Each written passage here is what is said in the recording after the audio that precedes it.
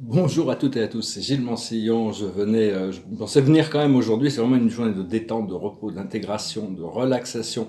Il y a vraiment tellement de choses qui sont en train de se passer. D'ailleurs, je m'excuse si je ne peux pas répondre aux emails immédiatement ou regarder et répondre aux commentaires. Risque d'avoir moins en moins de temps pour l'internet parce que je n'ai pas vraiment de secrétariat, donc ça peut me prendre 48 heures, 24 heures, 48 heures pour répondre au courrier. Et donc c'est vraiment, il y a vraiment tellement de choses qui arrivent en même temps, c'est assez extraordinaire, c'est l'intégration d'un cycle. Hein. Je vois notre carte de la journée, c'est l'heure du départ. Voilà, l'heure du départ. Donc c'est vraiment, il y a un grand départ, quelque chose de nouveau qui se prépare. C'est vraiment, ça y est, hein, on est vraiment au tournant. Et donc, je voulais juste offrir ces messages d'inspiration pour ceux bon, on a déjà de l'inspiration, mais enfin bon, on se soutient dans ce procédé d'ascension. Et c'est vraiment des nouveaux ressentis et des nouvelles pensées qui arrivent dans notre vie de notre moi supérieur. On est en train de se rapprocher, on est en train de devenir notre moi supérieur.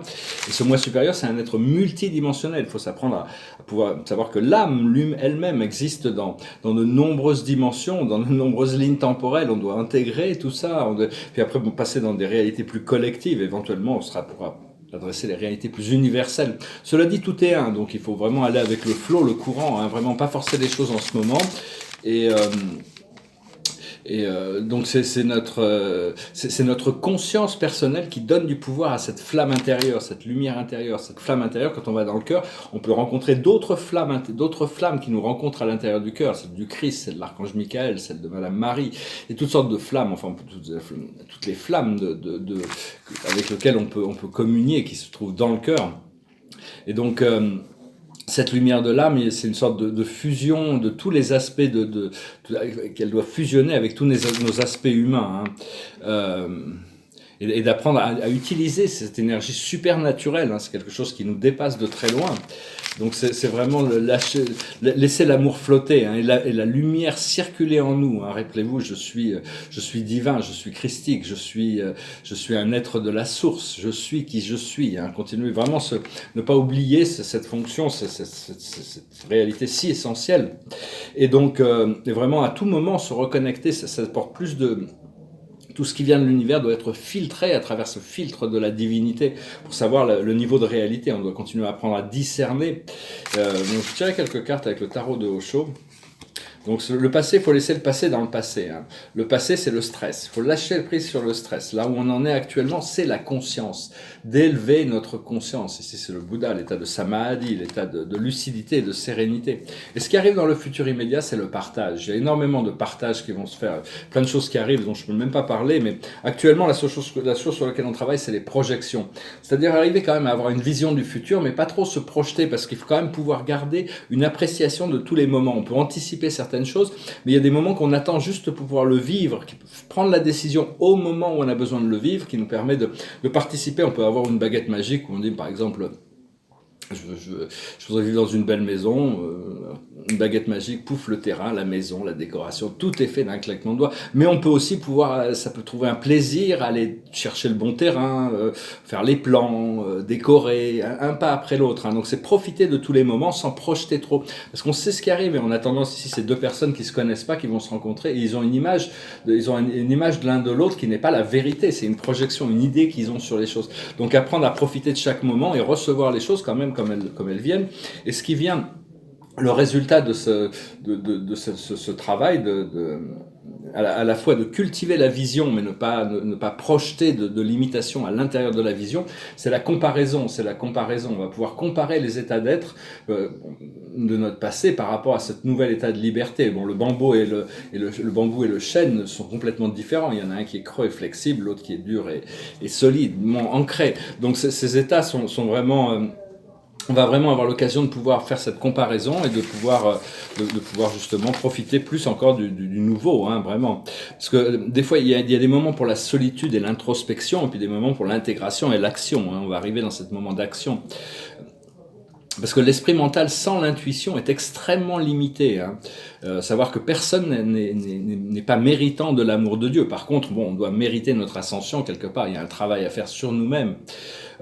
Parce que tout le monde fait du mieux qu'il peut, hein, considérant son niveau de conscience. Donc de toute manière, il faut éviter les jugements.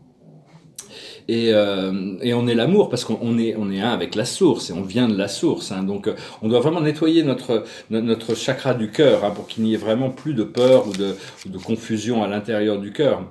Et savoir comment on a quand même beaucoup grandi ces dernières années, on a changé, on a évolué, hein, on a pour pouvoir changer, pour pouvoir s'améliorer, il faut pouvoir changer parce que si on change pas, on reste tout ce qui est stagnant, c'est pas terrible. Hein, il vaut mieux accepter de changer le plus possible. Toutes les pensées positives nous amènent vers l'avant et toutes les pensées négatives nous font reculer dans un sens. Donc c'est une danse, on doit s'apprendre, mais progressivement, on doit quand même se libérer de toutes les énergies, les pensées négatives. Parce que la peur, c'est vraiment le sponsor des choix inférieurs. Quand on n'est pas la clarté dans l'amour et de la lumière, on peut passer par des moments de doute. Et à ce moment-là, on peut être amené à faire des mauvais choix. Donc c'est important d'essayer de retrouver sa paix intérieure avant de repartir à l'action ou faire des choix importants, de le faire depuis un pouvoir, depuis notre pouvoir. Et vraiment de laisser les énergies bouger plutôt que de les rendre stagnantes. Hein. Il faut vraiment, peu importe quand ça va pas, c'est qu'il y a un blocage, donc il vaut mieux l'évacuer de toute manière. Et donc parce que toute l'énergie qui est positive, que les pensées positives et l'énergie positive que l'on a, elle se diffuse dans le monde. Alors toute l'énergie négative ou les pensées négatives qu'on a, elles restent stagnantes à l'intérieur de nous. Donc en un sens, c'est Dieu qui nous protège de ne pas manifester des choses négatives.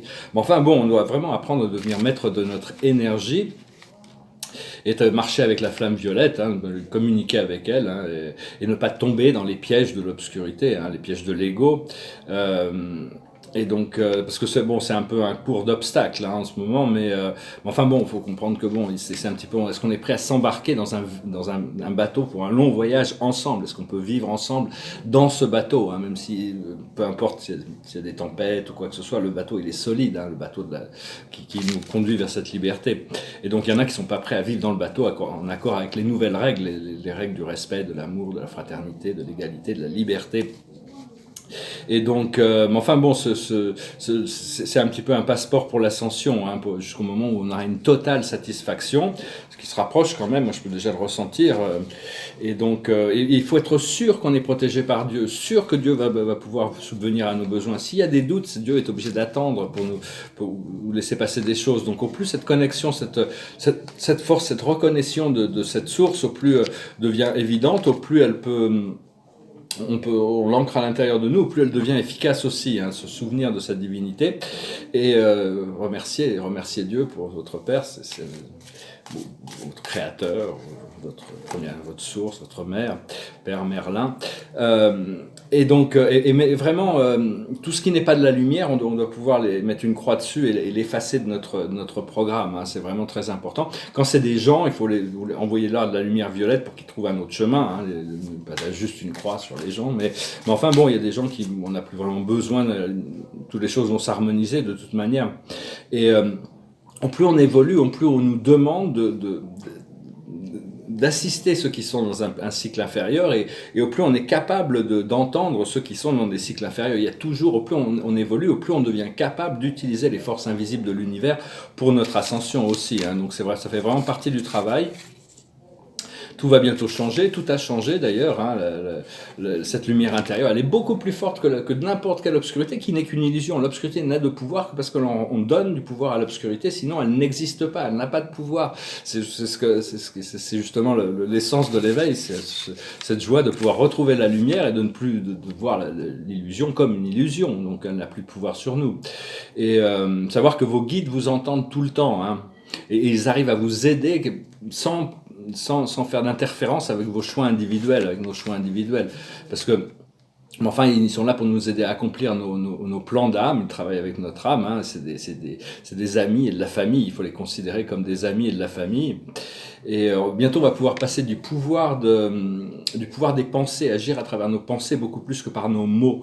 Ça va être beaucoup plus fort, hein, je sens, et travailler beaucoup plus subtilement. Et parce que où on retourne à l'ancien, il y a beaucoup de gens qui cherchent à revenir à l'ancien système de vie, ou alors on veut le nouveau, mais pour le nouveau, il faut pouvoir accepter de changer l'ancien, c'est un peu une évidence. Hein. et continuez à raffirmer votre foi, hein. Jusqu'à ce que la vérité nous libère, on doit utiliser l'espoir et la foi comme des piliers sur lesquels on peut s'appuyer, hein. Et c'est vraiment très important jusqu'au moment où on sera libéré. À ce moment-là, on sera libre. Et donc, savoir que la lumière est l'information, l'obscurité c'est la désinformation. Donc, mais l'information c'est le pouvoir. Une fois que vous avez la lumière, vous avez le pouvoir, vous avez la connaissance des choses, et donc vous pouvez l'utiliser pour le plus haut bien de tous. Donc vraiment se concentrer sur la vérité, savoir que tout n'est qu'une extension de l'amour, hein. C'est le pouvoir de l'amour, pas l'amour du pouvoir, c'est un peu ce qui arrive, hein. Et donc la lumière et l'amour ne sont pas divisibles, elles sont un éternellement. Cet amour divin éternel est un éternellement. Et donc on doit apprendre jusqu'à ce qu'on sache, qu'on puisse devenir cet être intégré multidimensionnel. Et parfois, on doit accepter la confusion, juste parce que des fois, il y a de la confusion qui peut arriver, mais on a toujours la possibilité, on doit demander aux forces invisibles de l'univers qui possèdent la sagesse. C'est le moment justement de se rappeler qu'ils sont là pour leur demander de nous éclairer. Et à ce moment-là, les choses trouvent leur résolution.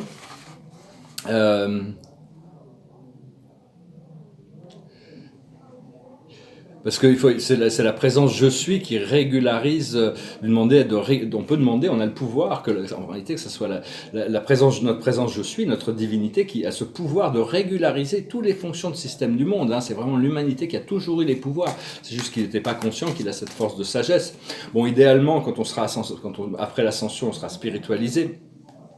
Et on s'alignera avec la 172e dimension, la cour des plus hauts, et aussi le phénix qui vibre du alpha du centaure, le plus grand vaisseau de notre univers, qui est dans la 172e dimension. C'est de là que les pères des constellations dirigent le royaume des hommes quand ils sont dans la lumière et la vie. Parce que c'est des êtres d'une sagesse administrative inégalée, hein, c'est leur fonction, leur mission, ils ne se trompent jamais.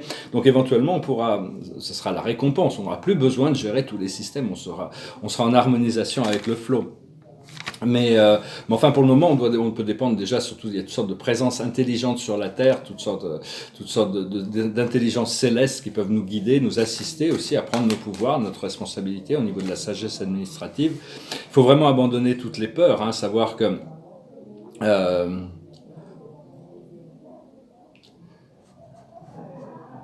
donc il continue de dire non à toutes ces activités criminelles qui sont faites par les gouvernements, ce plan de génocide, c'est complètement absurde. Faut vraiment s'en détacher au niveau de la psychologie, de ce que l'on peut, de notre psychologie, savoir que bon, leurs plans vont s'effondrer, hein. Donc voilà, je venais vous saluer aujourd'hui. Actuellement, là, je suis en train de faire un gros plan. Là, je me mis un plan en place pour me décaféiner, pour me dénicotiniser et pour me désucrer, hein, vider une transformation, une sorte de sevrage de toutes sortes de choses. Ça fait 20 ans que je suis en France, là. Parce que pour ceux qui n'ont pas mon histoire, je vivais aux États-Unis, j'avais un gros projet de galerie en septembre 2001 avec un associé qui avait tout le financement pour ouvrir une galerie sur Madison Avenue à New York City. Et donc j'étais en vacances en France, il y a eu les attentats de 11 septembre, on est le 11 aujourd'hui, et donc ça a bloqué tout il a fallu que je redémarre tous mes projets depuis la France, hein, donc je vais aussi bientôt sortir mon livre, je sais pas jusqu'où ce que je dois rajouter, ou si je dois me préparer un volume numéro 2, parce qu'il est pas mal déjà comme ça, mais bon, je vais faire des petites révisions, je vais essayer de m'occuper de ça. Et donc voilà, je vous remercie d'aimer, de partager, de commenter, de souscrire, je vous remercie pour vos dons, c'est très, très gentil, très généreux, et puis, si vous voulez une session privée, vous pouvez m'envoyer un email. Je sais pas trop de visibilité parce que je vais être vraiment très très occupé très prochainement. Là, je vous ferai des annonces de toute manière par rapport à toutes ces choses qui commencent à arriver. Et puis, je vous remercie pour tous vos courriers, votre soutien, hein. Ça me fait vraiment très chaud au cœur. Ça peut me prendre un petit peu du temps parce que là, il y a des priorités, des choses que j'ai pas le choix, que je dois adresser en premier, et puis dans un sens qui vont s'expliquer. Tout va être assez clair très bientôt, hein. Donc, on m'a demandé de chanter une chanson en français. Bon, je suis pas parce que quelqu'un me demande que je vais le faire. Je fais ce que je veux dans un sens. Je suis un peu têtu dans ce sens-là. Mais bon, je me suis dit quand même, je vais chanter une chanson en français aujourd'hui, mais j'ai plus de répertoire en anglais. C'est une chanson qui est très belle, je trouve. C'est une chanson qui s'appelle La chanson de Prévert. Oh, je voudrais tant que tu te souviennes. Cette chanson était la tienne. C'était ta préférée, je crois. Qu'elle est de Prévert et Cosma. Et chaque fois, les feuilles mortes te rappelle à mon souvenir. Jour après jour, les amours mortes n'en finissent pas de mourir. Avec d'autres, bien sûr, je m'abandonne, mais leur chanson est monotone, et peu à peu je m'indiffère. À cela, il n'est rien à faire. Et chaque fois, les feuilles mortes te rappellent à mon souvenir. Jour après jour, les amours mortes n'en finissent pas de mourir. Peut-on jamais savoir par où commence et quand finit l'indifférence?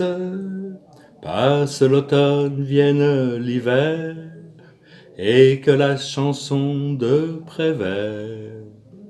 Et chaque fois, les feuilles mortes te rappellent à mon souvenir. Jour après jour, les amours mortes n'en finissent pas de mourir.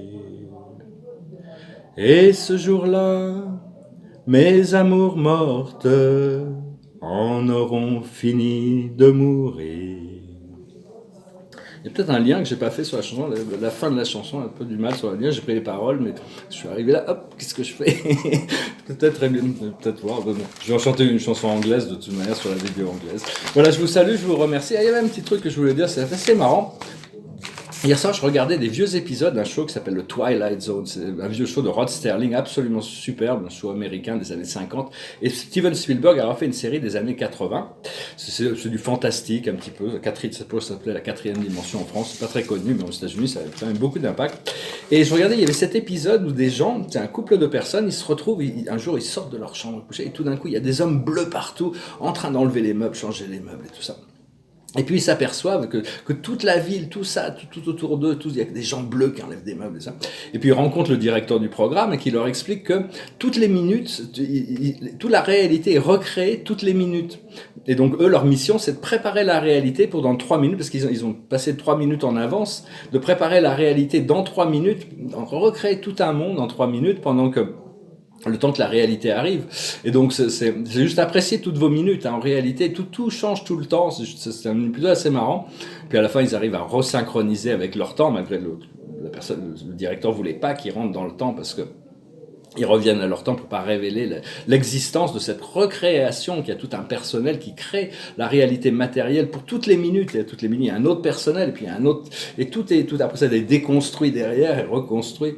C'était assez marrant. Donc, j'ai quelques épisodes de la Twilight Zone qui sont assez fins, assez bien réfléchis. Voilà, je vous salue, je vous remercie. On se prépare vraiment pour des célébrations. Et donc, les choses s'accélèrent, hein. Il va y avoir vraiment, ça va devenir une évidence très bientôt. Et ne vous laissez pas distraire par tous les chaos du chemin, bien sûr. Voilà, je vous salue, je vous remercie pour tout et je vous dis à bientôt. Namasté.